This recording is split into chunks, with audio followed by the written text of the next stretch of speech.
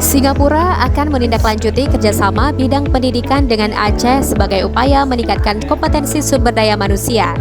Konsulat Jenderal Konjen Singapura di Medan Dr. Emuncia menyampaikan hal itu saat temu ramah dengan tim waspada Aceh yang berlangsung di Kriyat Muraya Hotel Banda Aceh pada Rabu 15 Mei 2024. Sebelumnya, Konjen bersilaturahmi dengan Wali Nagro Aceh Tengku Malik Mahmud Al-Haitar yang juga dihadiri beberapa rektor perguruan tinggi di Aceh.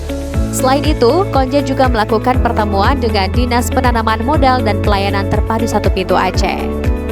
Tujuan pertemuan ini untuk menindaklanjuti rencana kerjasama antara Aceh dan Singapura, khususnya di bidang pendidikan.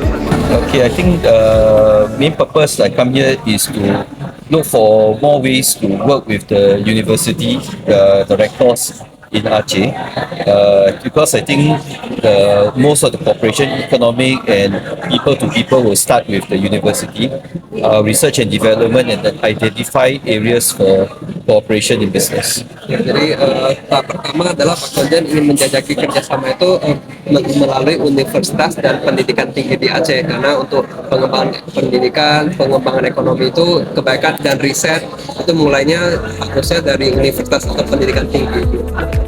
Konjen juga mengatakan sebenarnya Singapura telah banyak bekerja sama dengan beberapa daerah di Indonesia dan salah satunya Provinsi Aceh. Menurutnya, Aceh adalah daerah yang memiliki kekhususan adat dan budaya sehingga ini menjadi pembeda dan menarik bagi Singapura untuk bekerja sama. Ia juga mengatakan ke depan akan membawa mahasiswa dari Singapura untuk berkunjung ke Aceh, mempelajari budaya Aceh dan bagaimana mengembangkannya. Jurnal melaporkan untuk Waspada Aceh.